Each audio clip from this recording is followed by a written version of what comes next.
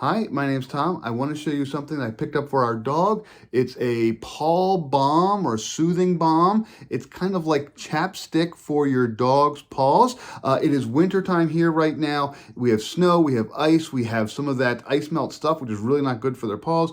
We go for walks, she plays in the snow, but her paws have gotten kind of dried and crackly, and they actually look like they hurt. They're that painful, that dry. So this is organic. It's with coconut oil, various types of waxes, other oils in there. So it's kind of like a chapstick, and the way it works is you pull the top off, and there's a little wheel at the bottom here, just like chapstick. You can kind of turn it to make it pop up. There you go. And you put that onto your dog's paws.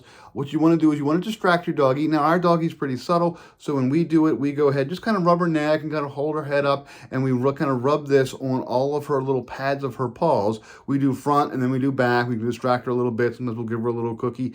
You want to give this a little bit of time to kind of soothe into the paw, to kind of seep into the paw, just like hand cream. When you put hand cream on, it's real oily, but about 4 minutes later, it's pretty much been absorbed. Same idea. You want to put this on the paws, give it a minute or two to absorb. Your doggy might lick at it. It's okay. It is safe.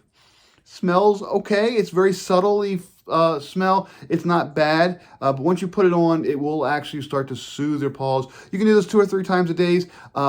We notice right away, our dog's paws looked a little softer, a little less cracked, a little less dry, but we kept up with it. We still did it 2 or 3 times a day for about 3 or 4 days straight, and her paws just look amazing. It's hard to tell in a photo, but when you actually hold the paws up, you can say, wow, that must feel much better.